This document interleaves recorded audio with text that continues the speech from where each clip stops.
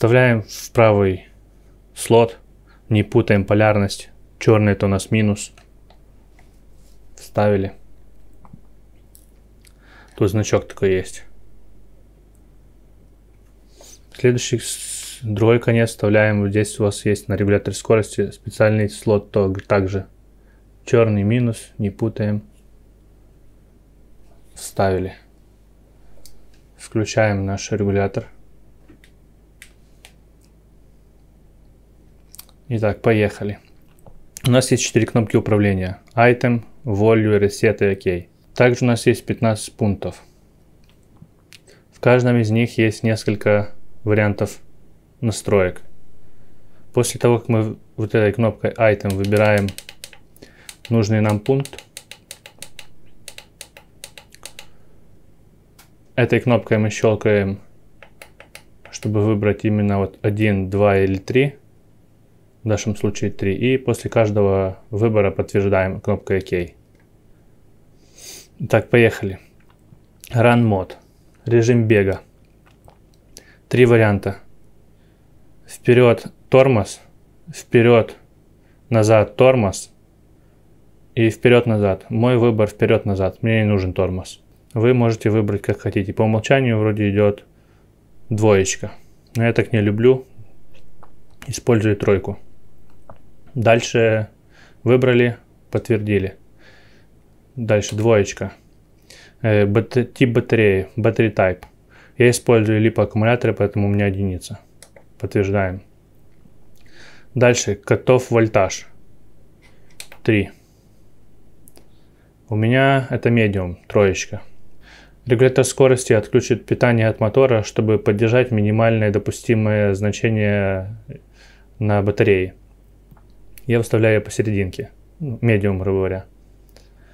Подтверждаем. Дальше 4.1. Это самая главная настройка, вот, про которую я говорил, это для кравлеров, это очень важно. Когда вы будете преодолять тяжелые участки, вам нужна плавность. Ну, для кравлеров плавность самое главное. Поэтому мы выбираем 1, 0. Это начальная точка вашего курка. Вот именно это начало, когда вы только нажимаете, вот это и есть. Чтобы было чем плавнее. И 1 выбираем. Дальше. Max Forward Phase. Всю ли мощь будет в конечной точке выдавать ваш регулятор скорости. То есть, если вы хотите, например, дать кому-то ребенку, вы можете установить 50, чтобы не так быстро он нажмет в упор, но будет только на 50% мощности работать. В моем случае это, конечно же, 100% 4. Следующее 6. Max Reverse Forp. Максимальная обратная скорость. Я не помню, как там по дефолту было. У меня это стоит 3, то есть 75%. Большинство людей выбирает 50. То есть у вас будет скорость назад на 50% медленнее, чем скорость вперед. Кто-то выбирает 100%. Как кому, кто как любит. Но мне надо, чтобы пополнее назад отъезжала машина. Модель. Выбрали 3, подтвердили 7.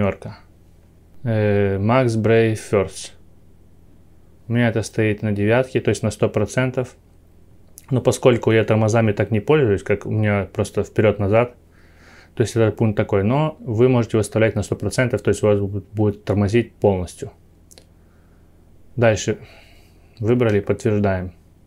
8. 8 это у нас начальное торможное усилие. Насколько будет плавно тормозить. Когда вы будете начинать тормозить, начальная точка торможения, вот насколько она будет плавная. У меня здесь стоит 5. Опять, поскольку я же не пользуюсь, 25%. Поставить, пробовать это значение. В любом случае вы можете всегда это изменить. Итак, подтверждаем 5. Дальше 9. Drag Brake. Это, грубо говоря, ручник ваш. Он у меня установлен на 7, то есть 80%. Это когда вы отпускаете курок газа, чтобы машина у вас не покатилась, он будет притормаживать на 80%. То есть не полностью, а только на 80%. Для меня так удобней. Выбрали, подтверждаем. Следующее 10. Drag Brake Rate. Он у меня стоит на 4. Level 4. То есть это плавность торможения ручника. Подтверждаем 4. Едем дальше. 11. Это вы можете отрегулировать свое нейтральное положение, там в зависимости все от вашей аппаратуры. Если у вас там сбита нейтраль, вы можете этими настройками их поднастроить. У меня все хорошо с аппаратурой, поэтому у меня единица. Подтверждаем. 12. Start Mode Punch. Этот толчок Punch. Можно сказать, сила удара. У меня установлено, конечно же, на 9. То есть максимально сильно. Дальше 13. Ну, 13 у нас как раз отвечает за этот панч.